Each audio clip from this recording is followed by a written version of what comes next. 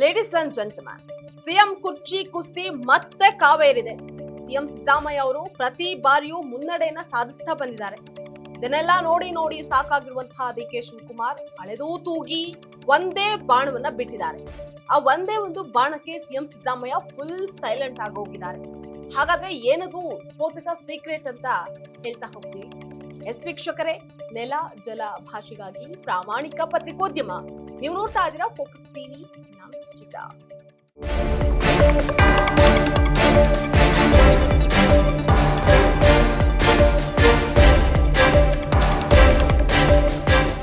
CM Siddaramaiah ಹಾಗೂ DK Shivakumar ಅವರು ಮತ್ತೆ ಸಿಎಂ ಕುರ್ಚಿ ಕದನಕ್ಕೆ ಮುನ್ನುಡಿ ಬರೆದಿದ್ದಾರೆ.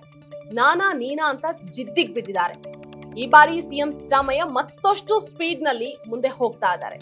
ಇದೆಲ್ಲದರ ಮಧ್ಯೆ ಸಿಎಂ ಸಿದ್ದರಾಮಯ್ಯ ಹಾಗೆ ಅವರ ಪತ್ನಿ ಪಾರ್ವತಿ ಅವರಿಗೆ ಜನಪ್ರತಿನಿಧಿಗಳ ನ್ಯಾಯಾಲಯ ಕ್ಲೀನ್ ಚೀಟ್ ಅನ್ನ ನೀಡಿದೆ.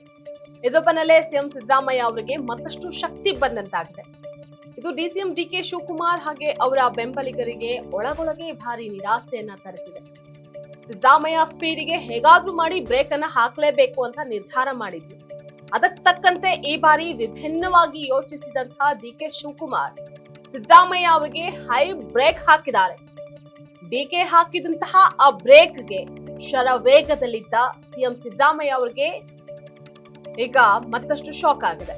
ಡಿಕೆ ಬೀಸಿದಂತಹ ಆ ಪ್ರಬಲ ಬಾಣಕ್ಕೆ ಸಿಎಂ ಕುರ್ಚಿ ಕದನದಲ್ಲಿ ಎಂದು ಹಿಂದೆ ಬೀಳದಂತಹ ಸಿಎಂ ಸಿದ್ದರಾಮಯ್ಯ ಭಾರಿ ಹಿನ್ನಡೆಯನ್ನ ಅನುಭವಿಸಿದ್ದಾರೆ.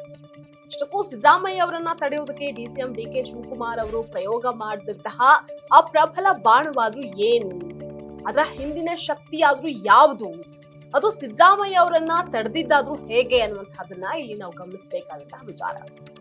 ಡಿಕೆ ಶಿವಕುಮಾರ್ ಅವರು ಈ ಬಾರಿ ವಿಭಿನ್ನವಾದಂತಹ ಮಾರ್ಗವನ್ನ ಅನುಸರಿಸಿದರು. ಇಷ್ಟೂ ದಿನ ತಮಗೆ ಸಿಗದಂತಹ ರಣದೀಪ್ ಸಿಂಗ್ ಸುರ್ಜೇವಾಲಾ ಈ ಬಾರಿ ಅದ್ಹೇಗೋ ಡಿಕೆ ಶಿವಕುಮಾರ್ ಅವರಿಗೆ ಸಿಕ್ಕಿದ್ರು. ಅವಕಾಶಗಳನ್ನ ಸಮರ್ಪಕವಾಗಿ ಬಳಕೆ ಮಾಡಿಕೊಂಡಂತಹ ಡಿಕೆ ಶಿವಕುಮಾರ್ ರಣದೀಪ್ ಸಿಂಗ್ ಸುರ್ಜೇವಾಲಾ ಅವರಿಂದಾನೇ ಸಿದ್ದರಾಮಯ್ಯ ಅವರಿಗೆ ಒಂದು ಫೋನ್ ಅನ್ನ ಮಾಡಿಸಿದ್ರು. ಸುರ್ಜೇವಾಲಾ ಅವರ ಫೋನ್ ಸ್ವೀಕರಿಸಿ ಮಾತನಾಡಿದಂತಹ ಸಿಎಂ ಸಿದ್ದರಾಮಯ್ಯ ಫುಲ್ ಸೈಲೆಂಟ್ ಆಗಿದ್ದಾರೆ. ತಮ್ಮ ನಿರ್ಧಾರವನ್ನೇ ಕೈ ಬಿಟ್ಟಿದ್ದಾರೆ. ಏನದು ನಿರ್ಧಾರ ಅಂತ ಅಂದ್ರೆ ಸಿಎಂ ಕುರ್ಚಿ ಕದನ ಅಲ್ಲ, ಅಪೆಕ್ಸ್ ಬ್ಯಾಂಕ್ ಚುನಾವಣೆ. ಅಪೆಕ್ಸ್ ಬ್ಯಾಂಕ್ ಚುನಾವಣೆಯಲ್ಲಿ ಡಿಕೆ ಶಿವಕುಮಾರ್ ಮುನ್ನಡೆಯನ್ನ ಸಾಧಿಸಿದ್ದಾರೆ. ಸಿದ್ದರಾಮಯ್ಯ ಹಿನ್ನಡೆಯನ್ನ ಅನುಭವಿಸಿದ್ದಾರೆ.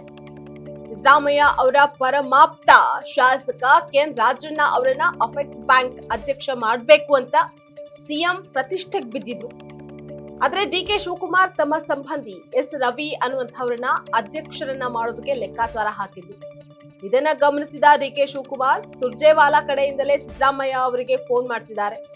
ಆ ಫೋನ್ ಮಾಡಿಸಿದಂತಹ ಬೆನ್ನಲ್ಲೇ ಸಿಎಂ ಸಿದ್ದರಾಮಯ್ಯ ಅವರು ಚುನಾವಣೆಯನ್ನೇ ಮುಂದೂಡಿದ್ದಾರೆ.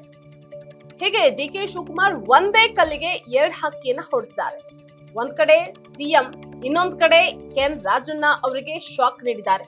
ಇಷ್ಟೆಲ್ಲ ಹೊಡೆತ ತಿಂದ ಸಿಎಂ ಸಿದ್ದರಾಮಯ್ಯ ಡಿಕೆ ಶಿವಕುಮಾರ್ ಅವರಿಗೆ ಯಾವ ರೀತಿ ಕೌಂಟರ್ ಅನ್ನ ಕೊಡ್ತಾರೆ ಅನ್ನುವಂತಹದ್ದೇ ಸದ್ಯದ ಪ್ರಶ್ನೆ.